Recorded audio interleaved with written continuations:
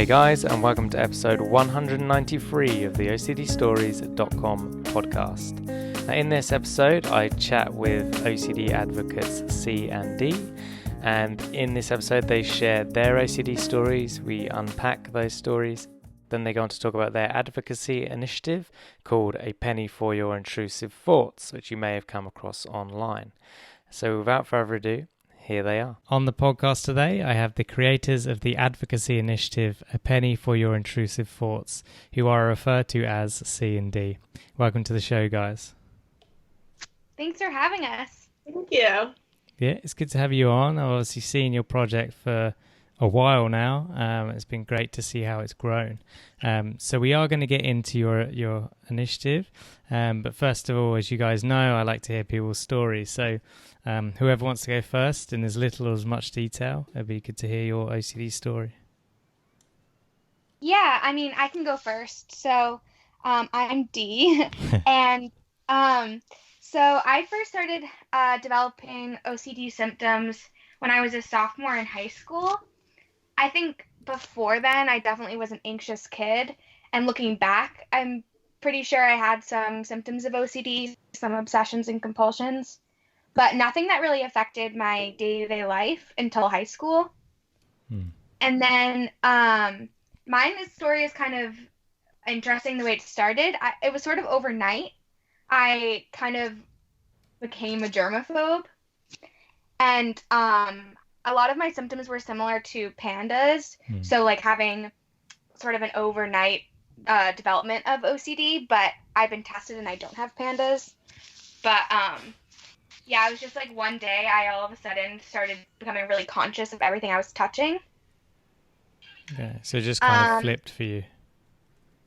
Yeah, it was like I was definitely anxious beforehand, but not connected to anything in particular. And then, like, during gym class, we had to hold hands for this, like, team building exercise. And all of a sudden, I was aware of all of the germs in everyone's hands and started using Purell and things like that. Okay, cool. But, yeah, and then I went to a school counselor because I knew sort of what I was going on because I was actually watching Glee at the time. I don't know if you guys watch Glee, but Yeah. The guidance counselor in Glee has OCD, and she has like the stereotypical germophobia. And so I was watching Glee at the time, and I was like, wait a second, like I'm doing the same thing she's doing. So I looked it up and learned about what OCD was. Still didn't really quite understand it, but thought I understood it enough to go seek help. So I asked a guidance counselor at my school about it, OCD, but she didn't really know that much about it. She was more just kind of general, like helping kids with school and anxiety and things like that. So she told me that I had to see somebody outside of the school, but at the time my parents didn't know about my OCD. So the first step was sort of telling my parents. And we had a meeting set up on a Monday to meet with me and the clinical counselor and then sort of the guidance counselor who's kind of in charge of like every student, like their academic progress, things that are not related to like socio-emotional needs. So we had a meeting on Monday, and over that weekend, my mom actually confronted me about how often I was washing my hands and how much Purell I was using. So I sort of ended up telling her kind of before this meeting where I had planned to tell her. And then I was put into therapy outside of school with a therapist who said she specialized in OCD, but didn't really fully understand exposures, which I think is pretty common for people to have a therapist who doesn't really understand OCD. She said she knew how to do exposures, but she would tell me to distract myself, like, while doing them. So I was getting worse instead of better. Okay, so yeah, okay, that's interesting. Yeah, and then I saw my pediatrician, and she told me that I, like, because I was anxious, that I should be on an anxiety medication. So they put me on an SSRI, and it didn't really help with the anxiety, but it made me not very hungry. And then part of the issue, too, was I've always had issues with body image. So in combination with the medication and being anxious all the time, I sort of developed an eating disorder. And that put my OCD completely on hold because we had to treat the eating disorder first. So I sort of like began OCD treatment, stopped, and then focused on eating disorder treatment for a few years before my eating disorder was doing much better, and then I was able to get more intensive treatment for my OCD. So I ended up seeing a different therapist who actually did specialize in OCD because she also specialized in eating disorders. And she told me about the OCDI at McLean. Yeah. And at the time, I was, I think, just turned 17. So I went to the OCDI Junior, which is for kids and teens. And I was there for a little over 8 weeks. And while I was there, my OCD got a lot better. When I went, it was mostly contamination. So I had a lot of obsessions about food, being afraid that my food was contaminated. For a while, I didn't eat anything that anyone else touched or made. So I was eating like granola bars and things that were prepackaged. And I also didn't sleep in any bed that wasn't my own. And I couldn't even touch my bed during the day because I was contaminated until I took a shower and like washed my feet with Purell. So I wasn't really functioning. So I went to the OCDI Junior for 8 weeks, and that got a lot better. And then for a while, like 6 months, almost a year, I was pretty symptom free. I still have this now, like obsessions with contamination around water. So I don't swim. Yeah. But other than that, nothing really like life altering. I struggled with depression and some other things, so I was kind of focused on that and less focused on the OCD. And the OCDI Junior and the intense exposures helped so much that I felt a lot better and didn't really do ERP anymore on a daily basis. But then once sort of I started college, which ended up starting a semester late, and I was commuting, whole nother story. But when I was at college, I began to develop sort of new types of OCD. So things around symmetry and things being just right, having to touch things an even amount of times, things like that. And so that's now sort of what I'm dealing with currently. And it's definitely more manageable than when I first had contamination OCD. But it's interesting how it kind of like waxed and waned. Like it got better for a little bit and then worse. And now it's getting a little better again. Yeah. Yeah, no, thank you for sharing. Yeah, it was great to hear your story. And yeah, like you said, unfortunately, many people, well, not many, it's not uncommon to find what you think is an OCD therapist and then not. And the problem is with a lot of these online listings like Psychology Today and stuff, therapists will kind of tick almost every box. So it says like they treat almost everything there is, which is almost not possible. But yeah, there are. I think the ISDF and I know OCD UK or OCD Action have a question checklist people can take with them to ask those questions to really kind of grill your new therapist. But that was a valid point. Yeah. Mm-hmm. Yeah, no, I definitely recommend doing something like that. I didn't really know enough myself about exposures to know if my therapist knew about them. No, absolutely. Well, I'm glad you got the help you needed in the end. And McLean are great. Cool. No, thank you. We're definitely going to that a bit more. But yeah, C, what about yourself? Well, I feel like I've had OCD for as long as I can remember, but I didn't really know it was OCD. Like when I was in preschool, I remember one time sharing out of turn by accident during a circle time and then going to confess to my mom, like, oh, I'm such a bad person because I accidentally spoke out of turn. So it's definitely something I've been dealing with for a really long time, but I didn't really know I had OCD. I wasn't diagnosed until I was 15, but I didn't even really know anything was wrong until my freshman year of high school. Yeah. And I guess like right when I started high school, suddenly my mental health just got a lot worse and I got a lot of new obsessions. And I sort of started to realize that maybe not everyone else has these thoughts. But then I guess my first category of OCD was suicide obsessions, which is like often misunderstood even by therapists because it's basically the fear of being suicidal, not actually being suicidal. And so what would happen is I was convinced that if I didn't get straight A's, then I would become depressed and then die by suicide. And I really didn't want to die. So it was weird because I was like, I thought, am I suicidal? But then I didn't want to die. Yeah. And so I didn't really know that this was OCD. So I was also just like, I went to a therapist just for like life reasons, kind of, starting high school. Why not? Like my parents thought. And it was pretty lucky that I happened to start therapy without anyone knowing I had OCD. But I started with a psychodynamic therapist, and that really didn't work. But then at the same time, I've heard people who had really bad experiences with therapists who don't know OCD. And I guess I got sort of lucky because I didn't tell her any of my like taboo intrusive thoughts. Okay. So yeah. basically she just didn't do anything, but she didn't really like harm me either. But then after a while, like the problem, a big struggle for me, especially at the beginning of my OCD, was that one of my biggest obsessions was that like if I told anyone about my OCD, if I told anyone about these like obsessions I was having about suicide, then I would do it. And so I couldn't tell anybody. I couldn't ask for help. I couldn't get an extension on homework because of mental health, because I felt like it was just like, I do that and then it'll just go downhill from there. And so I didn't tell my therapist about OCD, or what I didn't know at the time was OCD, for at least like, I think I started seeing her in October, and I think I finally told her like the very basics of it around March.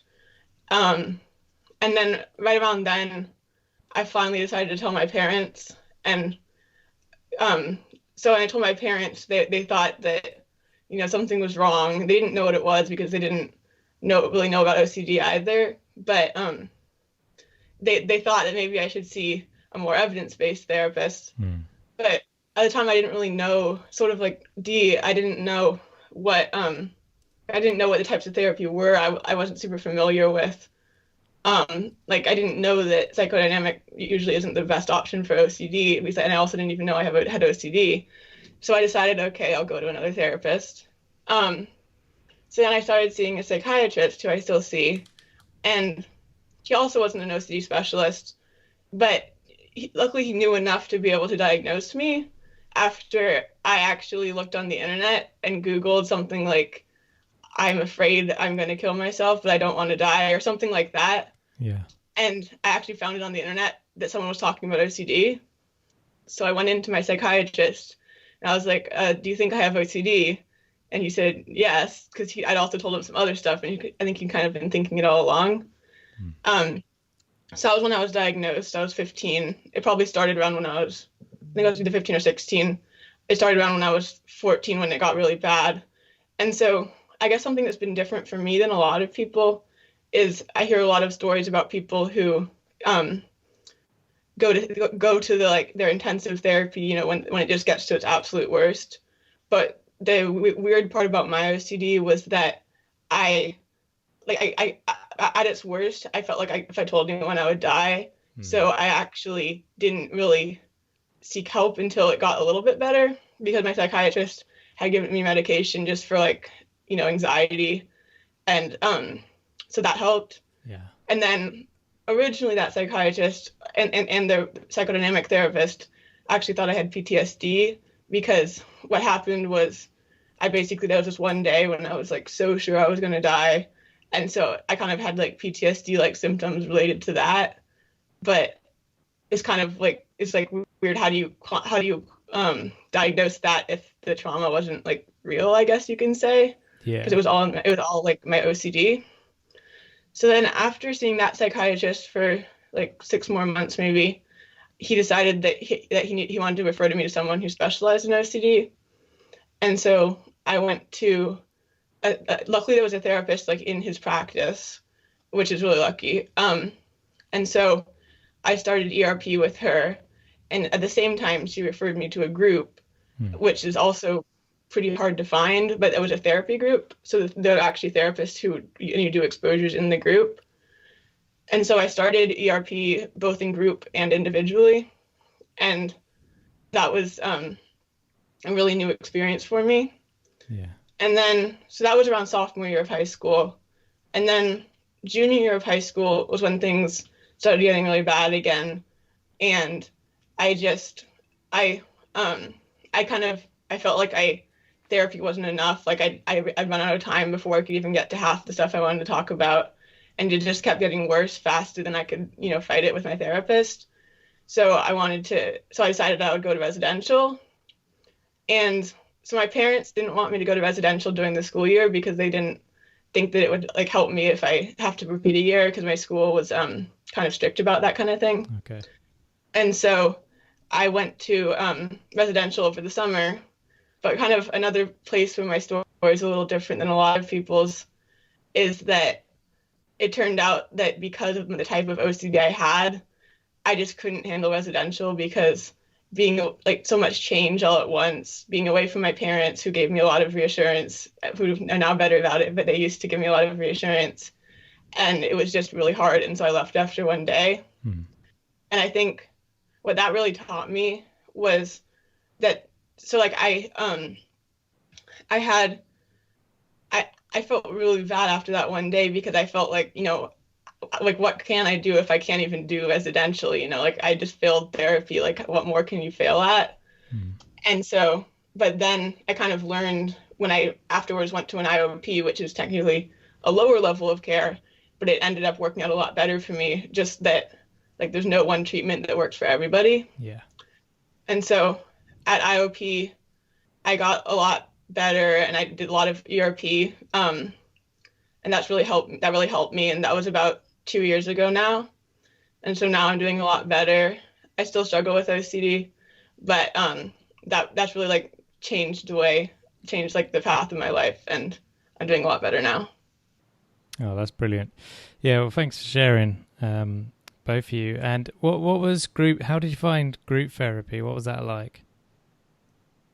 It was really helpful. It was interesting at first. I'd been diagnosed within 6 months before, so it was pretty early on that I did group.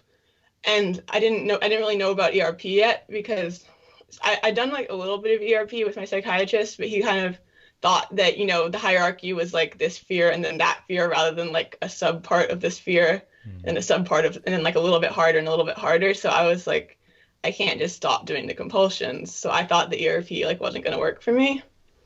But then I went to group, and that really was one of my first introductions to ERP. But also it was one of my first introductions to what Dean and I like to call meta OCD, where you worry that you maybe don't have OCD, which is something, we can get into this later, but a common, like something we've seen a lot in our project. I went to group, and I was like, oh no, these people wash their hands a lot. They're afraid of germs. And I was just afraid I was going to impulsively kill myself. And I was like, I don't think I have OCD. Maybe I'm a fraud. Like, what if these people like really have OCD and I'm faking it? So that was interesting. But the more I kind of got into it, the more I got to meet people with similar obsessions. And that really, really helped me to have that community. Yeah, no, absolutely. And yeah, I can relate to that worry. I think it's unfortunately a very common one for people with OCD. Yeah, okay. No, thanks, guys. So question for you both then is, what was like a light bulb or epiphany moment for you guys in your recovery journey? Was there anything that kind of, something just clicked for you? I definitely agree with C about like the group therapy setting. I've never done an outpatient group, but going to the OCDI at McLean, it sort of was group therapy because we did so many groups together. And I think that was sort of when I realized that having like a bunch of people who have similar brains that to me, that if we all together did things that made us anxious, it was way more motivating. And I still sort of think about that today, because when there are times that I don't want to expose to something, I will text my friends who I met at the conference, and I'll tell them to like keep me accountable and tell them to yell at me until I do the exposure. And I still, that still is a huge part of treatment for me in recovery, is like having a network of people who really understand. So I definitely think going to the intensive treatment program and meeting people like me who had, even completely different obsessions and compulsions than I did, but just sort of a similar mindset in terms of anxiety. It was really helpful and really motivating to see people exposing themselves to what they feared most. Yeah, no, absolutely.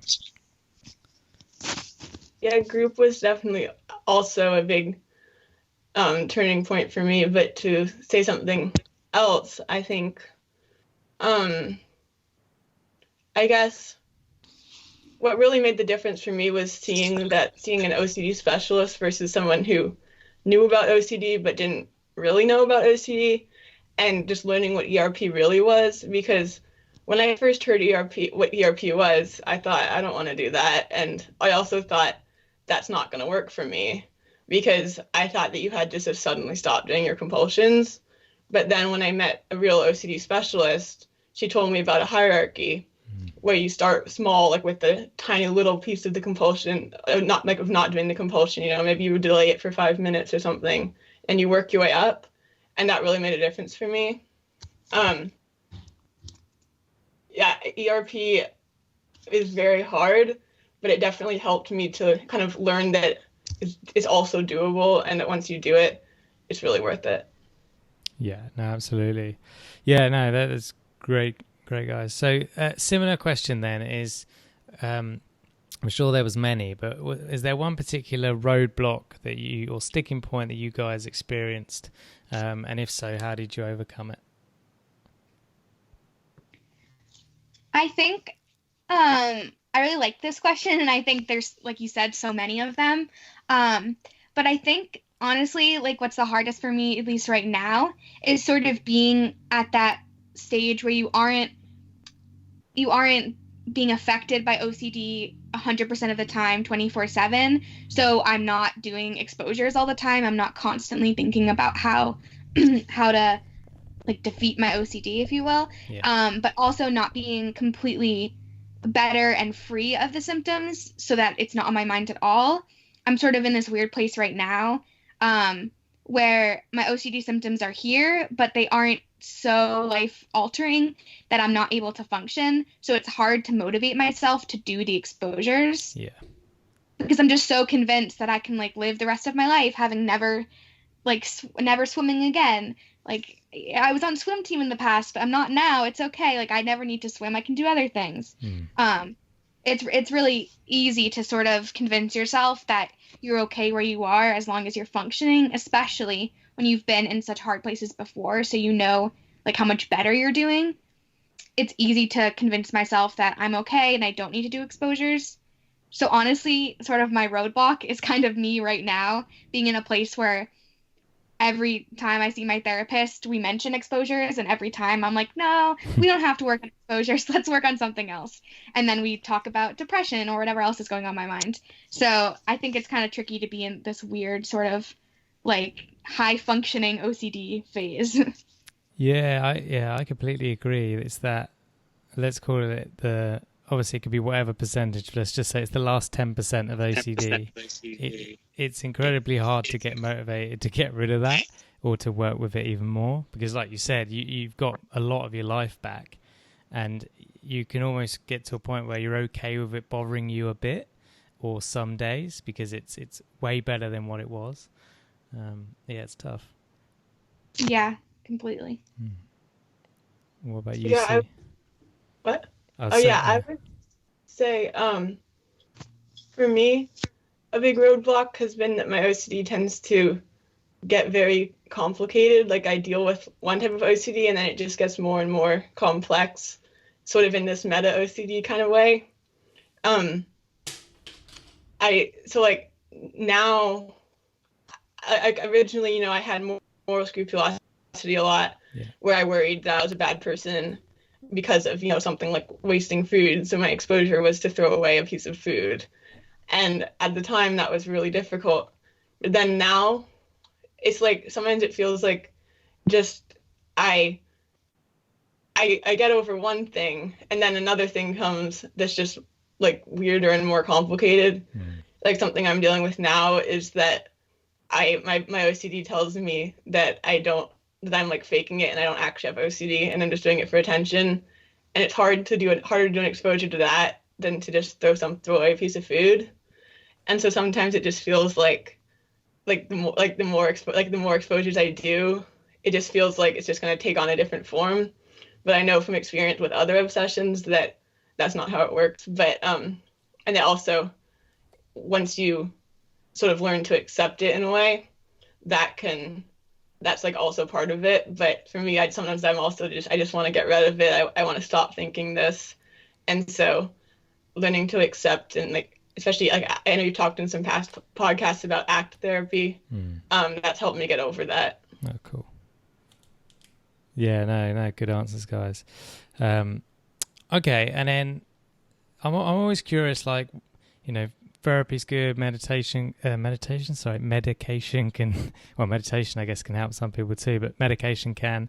But sort of medication and therapy aside, is there anything else you guys have done or tried that is, you know, maybe it brings you some peace of mind, or you find it quite relaxing, or it helps your focus? Is there any sort of activities or things you do? Yeah, I think for me, a lot of it comes back down to values. So things that are really important to me, sort of keep me motivated to keep going on hard days. So one thing that really helps me is journaling. I find that a lot of times I can write things that I can't say, or when I write, things like come up in my brain that I wouldn't have thought of otherwise.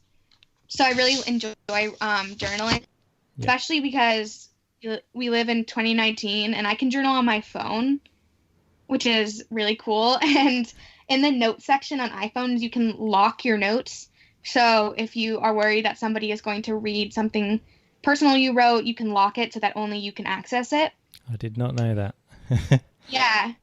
I try to tell everyone I can about that because it's changed journaling for me.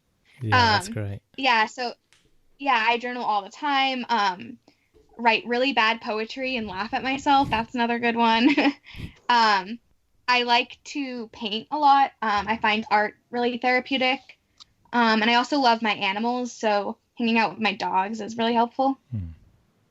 Oh, I'll also add music, because I feel like often when I can't think of how I'm feeling, I just feel like horrible. When I listen to music, like the lyrics will be exactly what's in my head, and that's the best feeling. So I love music. Nice.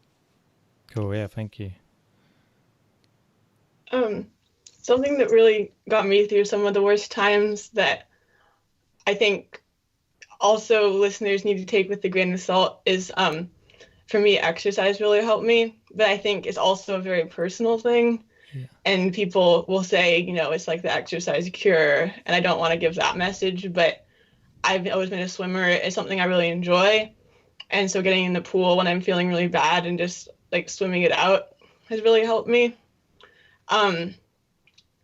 But that's also not to say that, like, basically what swimming did for me was it gave me a very short term effect that I would get, sort of similar to what I would get from medication.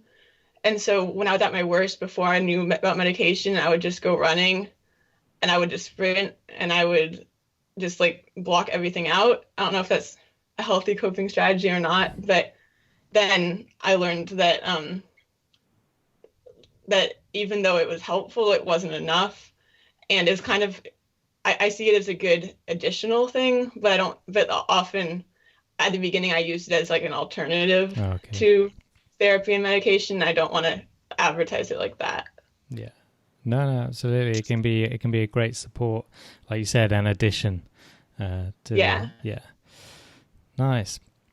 All right, so let's actually, before we move on to your advocacy project, is there anything else you guys wanted to share on your stories?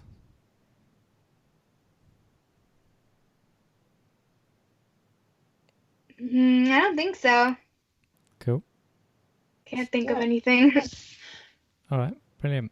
So, so your project is called A Penny for Your Intrusive Thoughts. So, yeah, tell us about it. Yeah, so we are a social media presence. It's kind of hard to define ourselves because we're not really a nonprofit. We just sort of have social media and share information about OCD. So our project is called A Penny for Your Intrusive Thoughts. And so we have an Instagram, a Facebook, and a Twitter. And on all different platforms, people can submit their intrusive thoughts anonymously. And then we go through them and make them into a sort of like a visual, like they all are on the same background, and we number them and we post them onto our social media to help others feel less alone about their isolating intrusive thoughts, because we find that a lot of intrusive thoughts are really taboo and hard to talk about. So when people have a way to submit their thoughts anonymously, they're way more open and willing to share. And oh, sorry, go on. I can also talk a little bit about how we had the idea. We actually, it was at the conference that we met at, but it wasn't until about a year later that I kind of thought of the idea, and Dee was interested in helping me out. But I went to this panel, and it was just I think it was called Taboo Intrusive Thoughts, and they had everybody write a question on an index card and then put it in a bag. It was anonymous, and then this panel would answer them, and it was just really interesting. Like, it was kind of before I knew that much about OCD. Like, I knew about the types that I had, but I didn't really know that some of the taboo types, even the ones that I did have, were actually OCD. So it was really interesting seeing what types of thoughts came up in that panel versus the types of thoughts that came up in the panels that weren't anonymous. And I noticed that a lot of the questions were a lot more related to things that you don't really hear people talking about on their blogs or on their you don't really hear about it in the OCD community outside of these anonymous spaces. And there was one question that really stuck with me. I just remember, I think this one wasn't anonymous, but it was I think it was actually. It was an anonymous question from a mom saying, my son, how can I convince my son he didn't rape me? And I just remember thinking, like, that must be so awful to have to deal with that. And also just I must feel so alone, because that's not the kind of thing that people usually talk about. Like, you hear about people washing their hands and counting and checking, but you don't really, people don't say, I'm so OCD, like I worry I'm going to rape my mom. Yeah, good point. And so I thought, what if there was a way that we could, keep this going? And then about a year later, I was at my high school, someone started one of those confession pages, which can kind of go either way depending on how they're managed. But it didn't last long because the school shut it down. But it was only in the first, it was only around for less than a week, but they got a lot of submissions considering how small our school was too. And I noticed that a lot of them were things that people wouldn't feel comfortable saying, both about mental health. A lot of people opened up about their mental health, which was something that wasn't really talked about at my high school.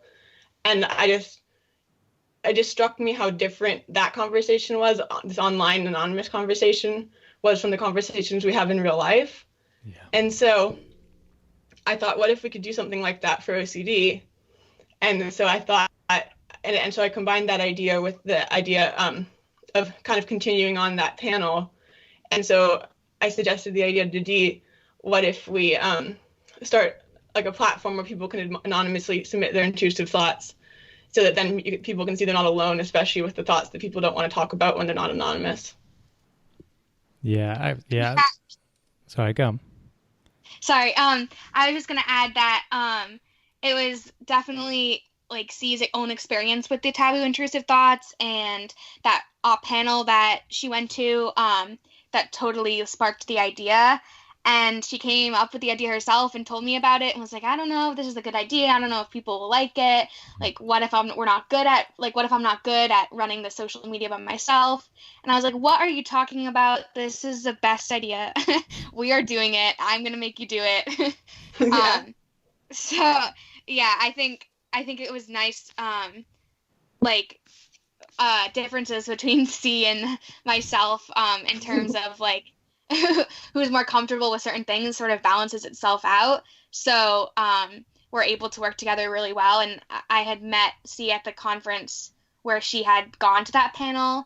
And I don't even think I knew about that panel or knew that you had gone to it. But once you had told me about that and the whole idea of having like anonymous thoughts, and my college as well also has like a confessions page, which has not gotten shut down yet, but is quite an interesting page on Facebook. But yeah, so I really like that. That like I really like the concept, and I also have sort of always wanted to kind of step into the advocacy role, and just hadn't thought of the right time to do it or the right way. And this was sort of a chance for me to kind of like take the leap and try. Yeah.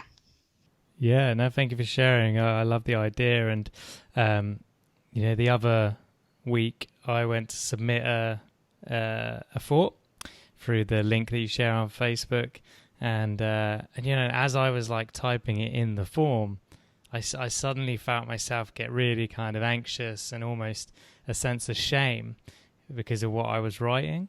And I think that kind of that shows you, even though it's anonymous, like the shame that we have with some of these thoughts is tough. So, you giving people the outlet to release that and kind of put it out there anonymously is an exposure for people, but it's a controlled exposure because it's anonymous. I think that's great for whoever decides to do it. And we also, fun fact, we both me and C submit our own thoughts as well. Oh, cool. And because we run it together and we both have access to the survey, we don't know like which thoughts submitted are each other's. So it's actually really nice because we created something that we get to use too. And since we both make the posts that are posted and we both are in charge of sort of different things, we can talk about this later too, but we have a poster that we will send or like either the PDF or send a laminated copy of it to therapists and treatment programs. And it says, "What if you're not alone?" And it has a bunch of the different thoughts that we've had submitted, especially some that we've had submitted many times. And C was the one who typed it up. So she was the one who picked the thoughts that are on it. And one of the thoughts on the poster is one of mine. But she didn't know that because it's all anonymous. And I have not told her, and I will not tell her. I will not tell anyone which thought is mine because the shame is real. But yeah, it's really nice to have sort of like an anonymous space for everyone, including us, and we can like keep it anonymous even from each other, which is just a really cool concept and really cool world we live in, where everything can be anonymous online, even for bad things, but also for good things. Yeah, good point.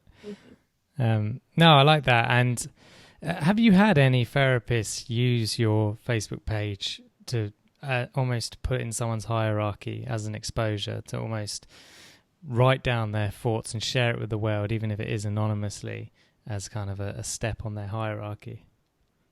Was any therapist told you that? Yeah, we've actually had multiple therapists reach out to us and say it made a great exposure. We've also had people with OCD say they did it as an exposure. Oh, awesome. It was actually really nice at the conference. We got to meet some of our followers.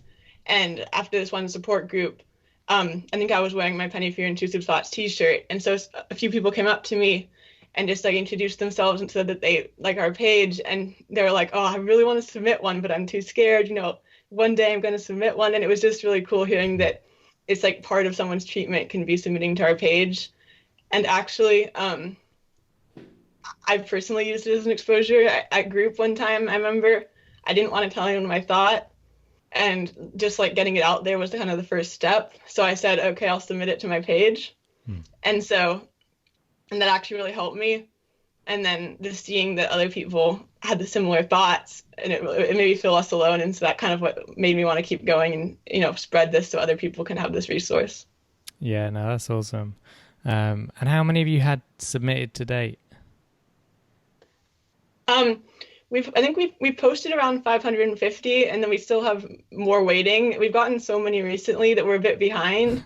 It's really great. So we started posting them in tens because we got so many. And we'll sometimes do compilations too with a certain type. But so about 550 so far, but many more to come. Wow, No, that's awesome. And you guys mentioned the therapist poster earlier, and I've seen that. It looks great. And it's a great idea to have in clinics and therapists' offices. But yeah, just tell us about that, kind of why do it and how it's been received, I guess. So I was thinking, kind of after we got feedback from multiple therapists that they were using this with their clients, and that they were using it as an exposure. And also just thinking back to when I first had to talk about my taboo intrusive thoughts, how hard it was to just say it. And especially when I didn't know that it was, like, I didn't, even though I knew I had OCD, I'd have these thoughts and I'd worry they were actually true, or worried that nobody else has them. And so I thought, what if there was a resource we could create to give therapists to kind of start that conversation? And so so we made this poster, and we really wanted to get it out to everybody. So we started a campaign to send them out laminated versions for free to therapists, and we've got really great results. We've sent over 100 so far, and hoping to send more. And we've heard that therapists have used them with their clients to just like start that conversation. So that makes us really happy. Yeah, that's brilliant. Cool. No, that's great. And I guess the next question is, how can people, I guess, find out more and support what you're doing? Go ahead. No, go ahead, Dee. Well, just to start, like the simplest way to help us is just to find us on social media. We are a penny for Your Intrusive Thoughts on Instagram and Facebook. Number 4. Yeah. And then what's our Twitter? It's OCD Thoughts Anon, so OCD Thoughts ANON. Yeah. So if you just go on any of our social media pages and just take a look at the thoughts, submit your own. They're anonymous. You can submit as many as you want. We don't know who submits how many or who submits any of them. And if you could share our page, whether it's on social media or just showing people in your life, your therapists, treatment people, anyone you think who might benefit from it, that is sort of the easiest way for us to help grow our audience and help kind of get rid of the stigma that comes with all these intrusive thoughts. Cool. Yeah, and we'll also we posted we just started another outreach to therapists, because what started at the conference, we were giving out posters to therapists, the nice laminated ones that they can use with their clients, and we have some extras with the last batch of funding, and so we're mailing them out to any therapist who wants one while funding lasts. And so we're really hoping to continue this if we can find more funding to get it to more therapists, because we've gotten such great results so far. Cool. All right, brilliant. So yeah, how would therapists contact you? There's a link. You can either message us through social media, email us at a penny for your intrusive thoughts @gmail.com, and it's FOR, not the number 4. Or we have a Google form that we put on our social media that you can just fill out your address and your name, and then we'll send you one. Oh, brilliant. Cool. Thank you. No, it's great. It's great to see the work you guys have been doing and how it's grown. So, words of hope for those with OCD. I think for me, something that I definitely would have loved to hear in the past was to please get involved with the OCD community.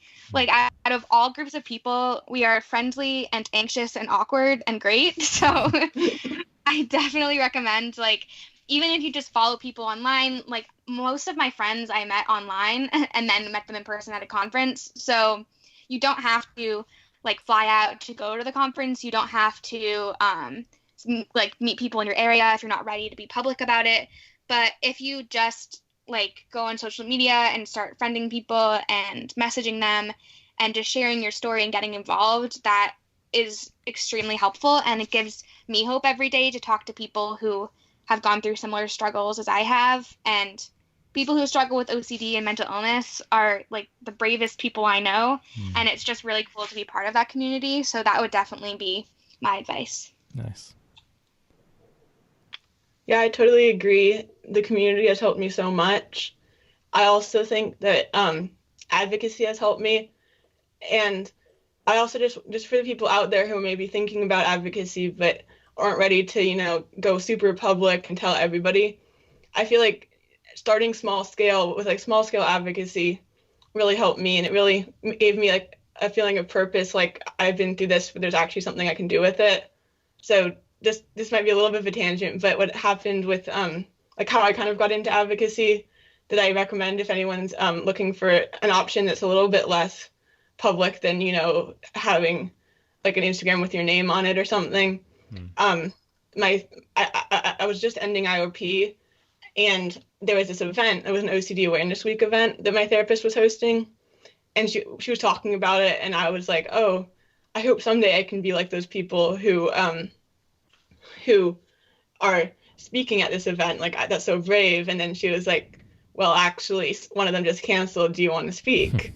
And I was like, I don't know. But then I decided I was going to do it.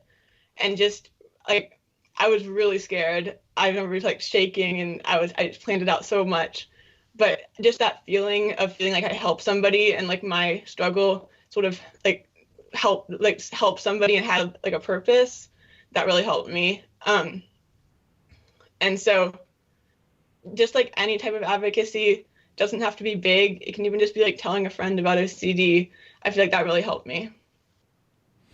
Yeah, absolutely. That's a good point. Advocacy, definitely doesn't have to be big. It can literally just be reaching out to one person. And what I also like about what you guys do is it is anonymous. Like, you guys decided that you're not going to use your personal identities, and that's perfectly okay. And I think when I originally thought of advocacy, I thought, well, you have to use your name, which isn't the truth at all. You can absolutely do it anonymously. So, I think your initiative is a great inspiration for those that want to keep themselves private.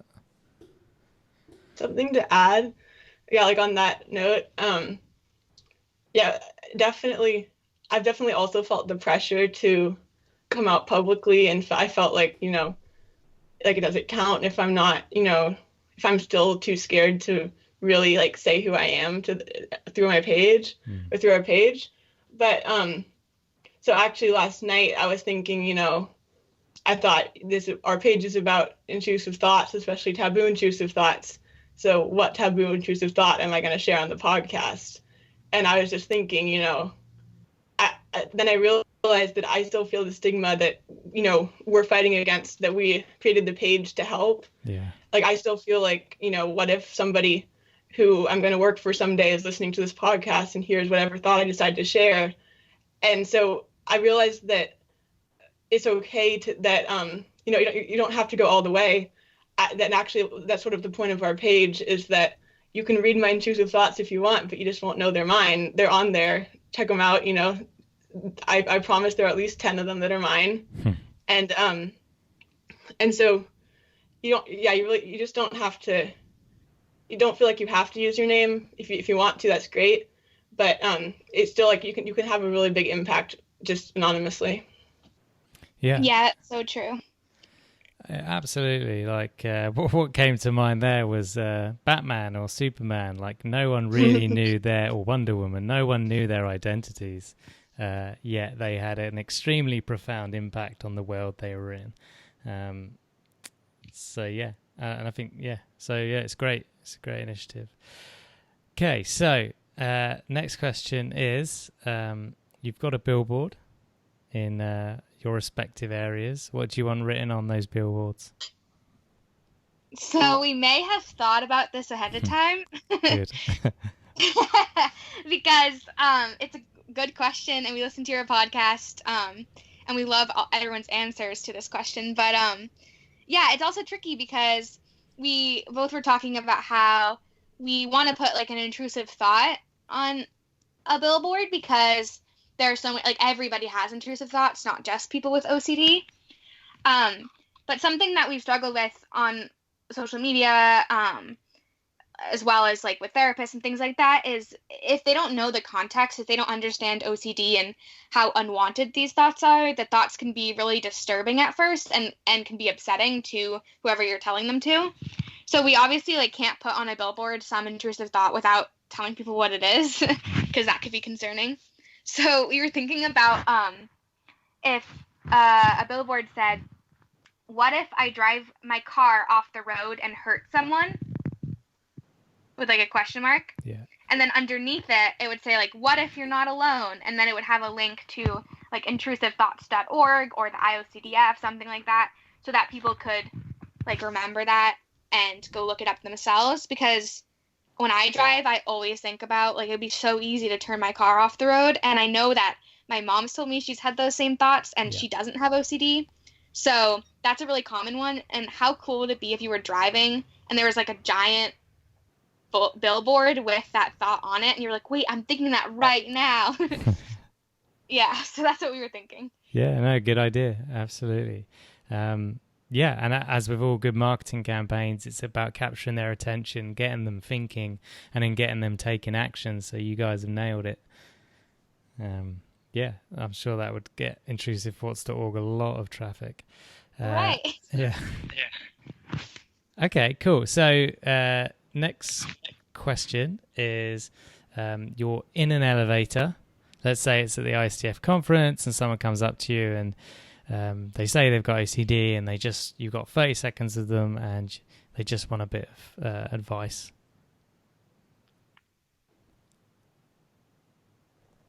See, do you want to take this one? Or do you want me to do it? You can go first. Okay, I think I would say to go to the iocdf.org website, because I can't say everything I want to say in 30 seconds. And I would also reassure them that they're not alone, but they might be alone because reassurance isn't good for OCD. But anyway, no, you're not alone, and intrusive thoughts and obsessions can feel so real, and you're not alone in believing that they must be true. But there's a whole community of people who feel the same way and are struggling with those same thoughts.